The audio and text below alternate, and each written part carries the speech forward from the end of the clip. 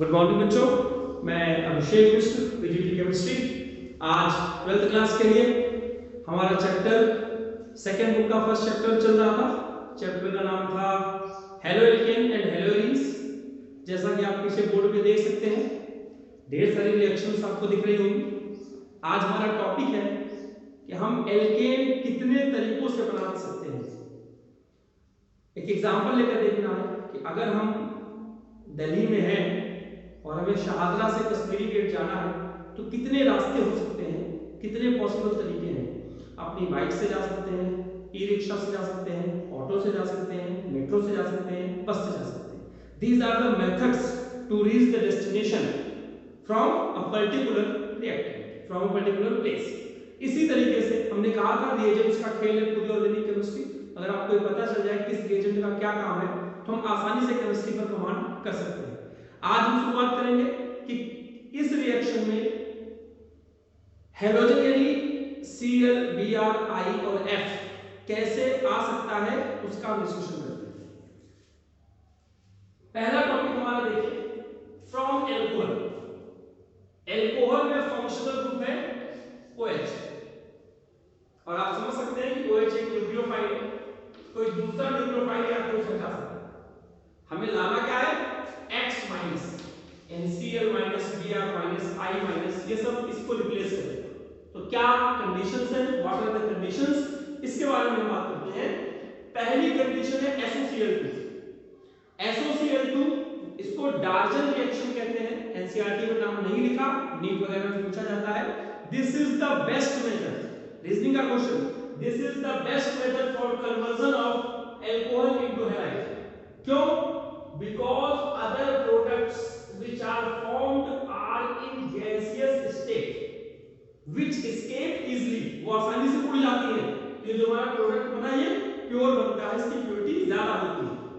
Best method, most important conversion.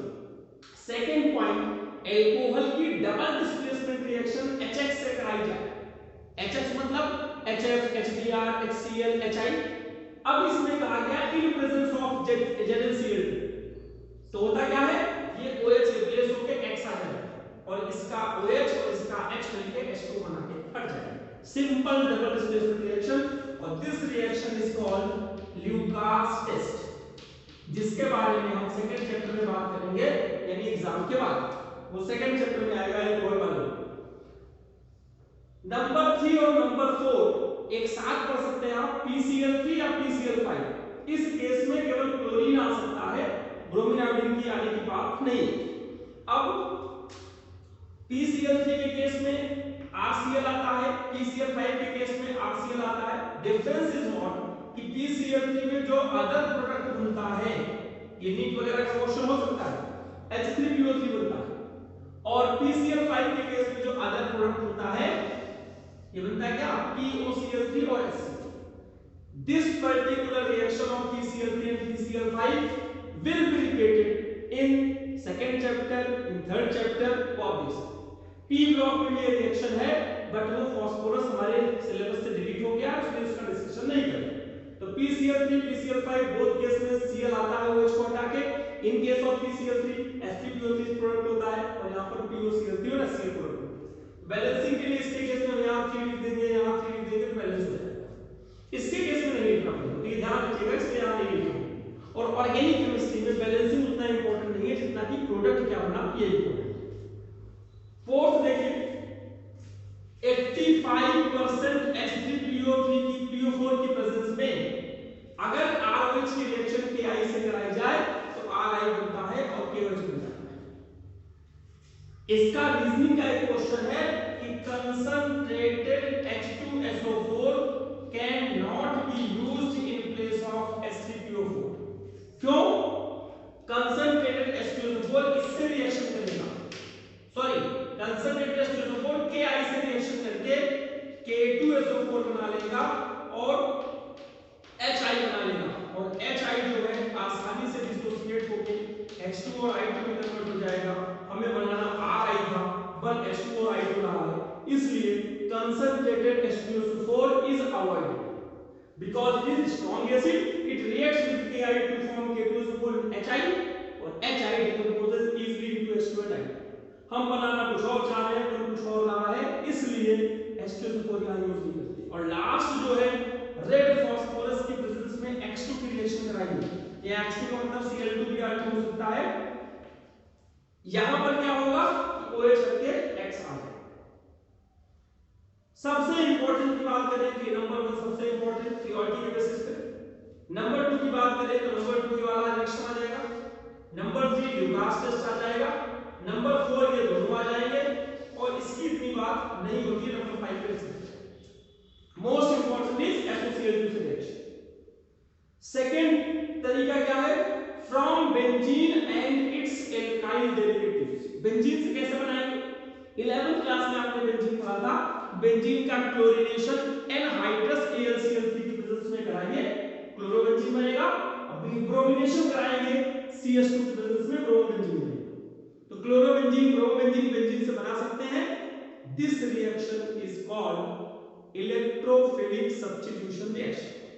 अब मैं आपको बताऊं, अगर ये एल्काइल बेंजीन है और अगर आपने सिंपल क्लोरीनेशन या ब्रोमिनेशन कराया तो एक ब्रोमीन ऑर्थो पे जाता है और एक ब्रोमीन पैरा पे जाता है, क्योंकि CH3 ग्रुप ऑर्थो और पैरा डायरेक्टिंग है। ये आपने 11th क्लास में पढ़ा है। But if the reaction carries out in presence of sunlight, यहां अल्ट्रावायलेट रेज लिख सकते हैं, एक्स-रे भी लिख सकते हैं या फिर हीट लिख सकते हैं, देन सब्स्टिट्यूशन रिएक्शन CH3 पर होगा और ये CH2Br बनेगा। यहां पर इलेक्ट्रोफिलिक सब्स्टिट्यूशन रिएक्शन नहीं होता, ये इंपॉर्टेंट है। टोलुइन का क्लोरीनेशन नॉर्मल कंडीशन में कराएंगे तो हैलोजन क्लोरीन ऑर्थो और पैरा पे जाएगा। सनलाइट में कराएंगे तो मिथाइल ग्रुप का सब्स्टिट्यूशन रिएक्शन होगी, CH2Cl बन जाएगा। Number 3 alkene, same process. If alkene is unsymmetrical having more than 2 carbon atom, but if the reaction carries out in presence of heat or light, then double bond does not break. This bromine, this halogen attacks on allylic position, bromide बनता है, substitution reaction होती है।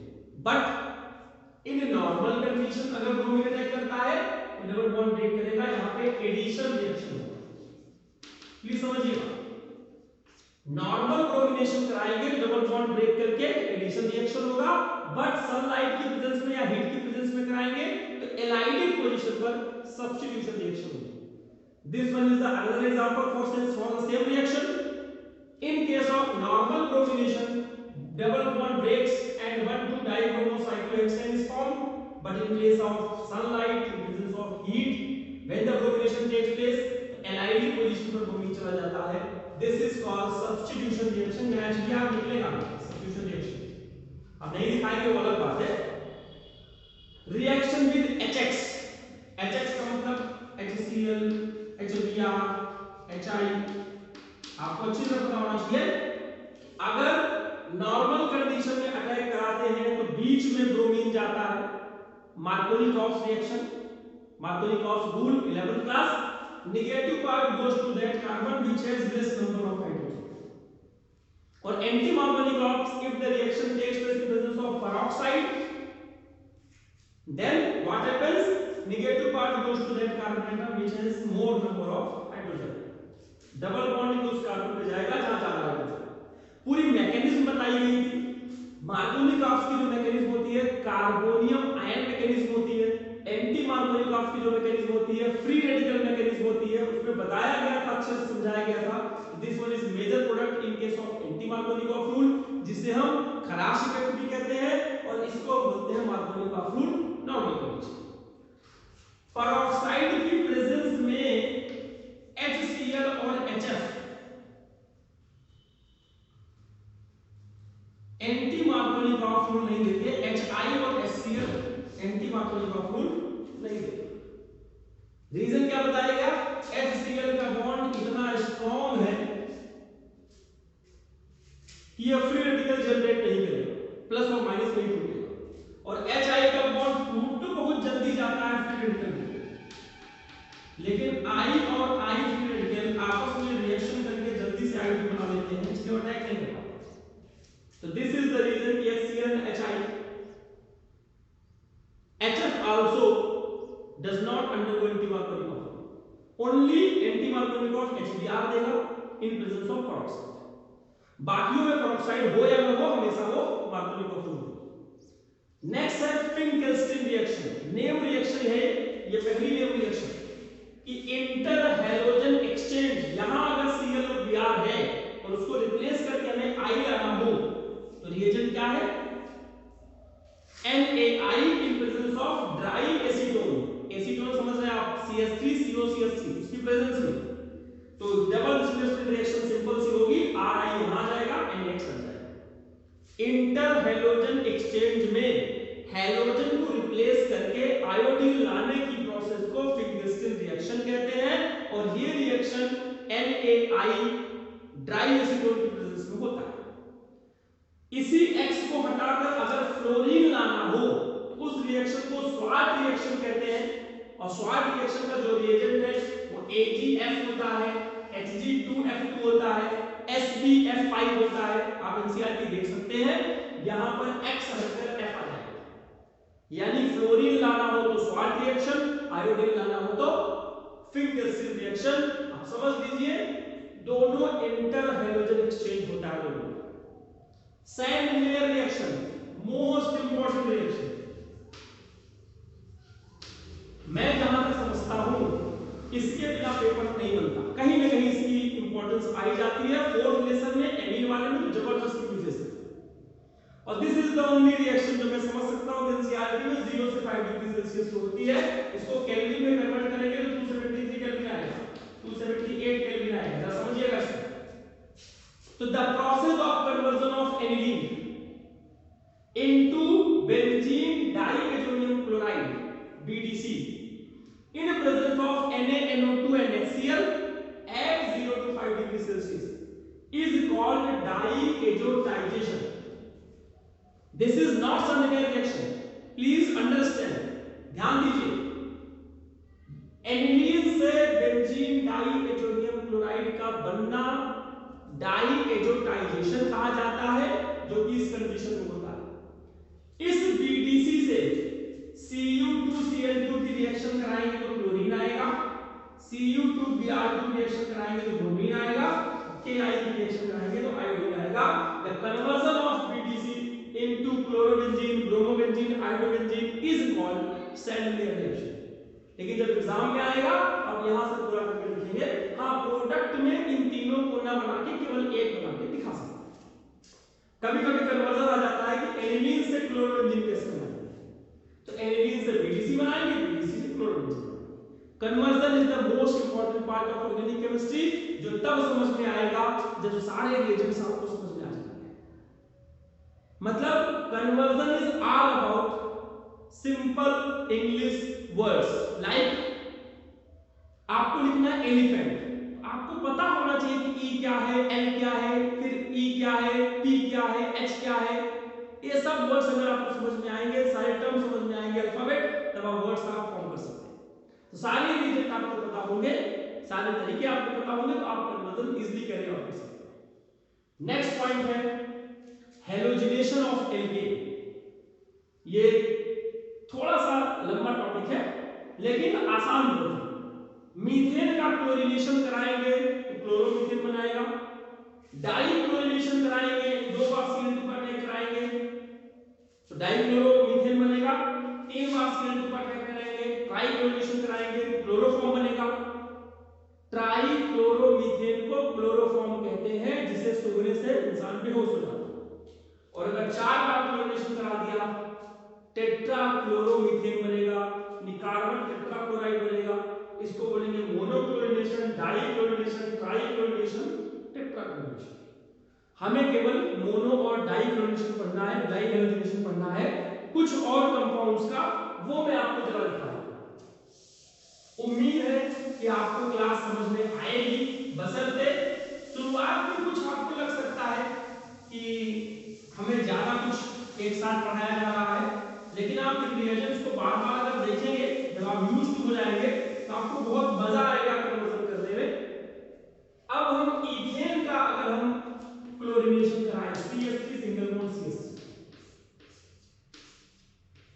भी CH2, यहां मोनोक्लोरेशन करा रहे हैं या डाइक्लोरेशन करा रहे हैं। पॉसिबिलिटी है कि CH2Cl बन जाए, CH2Cl यहां बन जाए, और ये भी पॉसिबिलिटी है कि बगल वाले के Cl जाए। तो किसी भी कार्बन पे Cl जाए तो दोनों का नाम सेम है, इसलिए आप प्लस न लिख के और लिखते हैं। क्लोरोइथेन बना सिंपल सा कंपाउंड। डाइक्लोरिनेशन के केस में पॉसिबिलिटी ये है कि दोनों क्लोरीन जेम डाइहाइड्राइड बन जाए या दोनों क्लोरीन बिस्मिल डाइहाइड्राइड बन जाए। यानी इथेन का मोनोक्लोरिनेशन कराएंगे तो एक ही प्रोडक्ट बनेगा और डाइक्लोरिनेशन कराएंगे तो दो प्रोडक्ट बनेंगे। ये बातें आपको समझ में आनी चाहिए। इसी तरह हम प्रोपेन की बात करते हैं, सेम प्रोसेस। अच्छा, H2 सब की प्रेजेंस में है, या अपने आप समझ लीजिएगा सब नाइट्रोजन से हो रही रिएक्शन। अगर इसका मोनोक्लोरिनेशन कराते हैं, ये बन सकता है 2-क्लोरोप्रोपेन बन सकता है, और इधर करेंगे फिर से 1 हो जाएगा। यानी मोनोक्लोरिनेशन पर दो प्रोडक्ट्स बनते हैं, लेकिन अगर इसका डाइक्लोरिनेशन कराया जाए तो क्या क्या बन सकता है वो देखिए। पहली पॉसिबिलिटी, दोनों क्लोरीन 1,1 डाइक्लोरोप्रोपेन। दूसरी पॉसिबिलिटी 2,2 डाइक्लोरोप्रोपेन। तीसरी पॉसिबिलिटी 1,2 डाइक्लोरोप्रोपेन। चौथी पॉसिबिलिटी 1,3 डाइक्लोरोप्रोपेन। ये आपको समझना है। तो डाइक्लोरिनेशन मीथेन, इथेन, प्रोपेन में पढ़ना है, ब्यूटेन और पेंटेन में केवल मोनोक्लोरिनेशन पढ़ना है। ये आप समझ रहे हैं, आसानी से आप कर सकते हैं। अगले टॉपिक पे अगर हम आ जाए ब्यूटेन, तो पहले आपको जरा ये समझना होगा, इसको हटा देता हूं। ब्यूटेन का मोनोक्लोरिनेशन भी पढ़ना है, ये आप जरा समझिए। तो ब्यूटेन के दो आइसोमर होते हैं, CH3 CH2 CH2 CH3, इसे बोलते हैं N-ब्यूटेन, और ये होता है आइसोब्यूटेन। तो इसका जब मोनोक्लोरिनेशन कराएंगे, याद रखिएगा यहां डाइक्लोरिनेशन नहीं कराना। CH3 CH2 CH2 CH2 Cl CH3 CH2 CH Cl। Only two products are formed when N-butane undergoes halogenation reaction।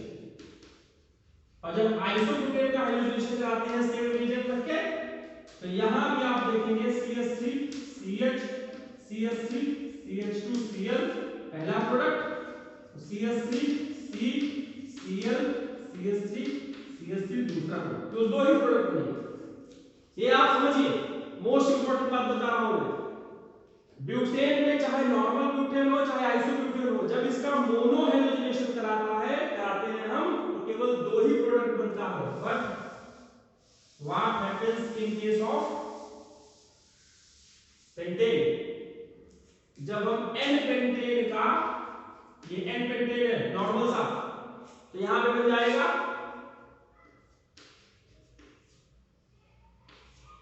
1 chloro 2 chloro, और एक तीसरा बन जाएगा 3 क्लोरो 3 क्लोरो पेंटेन। 4 क्लोरो नहीं होगा तो इधर से 2 क्लोरो हो जाएगा, 5 क्लोरो नहीं होगा इधर से 1 क्लोरो हो जाएगा। तो N पेंटेन का जब हम क्लोरीनेशन करते हैं क्या बनता है, 3 प्रोडक्ट बनते हैं।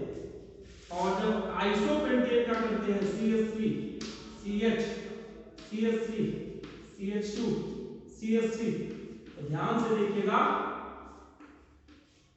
आइसोपेंटेन का यहां भी क्लोरीन जाएगा, यहां भी क्लोरीन जाएगा, यहां भी क्लोरीन जाएगा और यहां भी क्लोरीन जाएगा, चारों अलग अलग नाम। 1 chloro 2 methyl butane, 2 chloro 2 methyl butane, 2 chloro 3 methyl butane, 1 chloro 3 methyl butane. All products are different. CH2 Cl CH CH3 CH2 CH3 product number 1, फिर CH3 C Cl CH3 2 chloro 2 methyl, तीसरा product CH3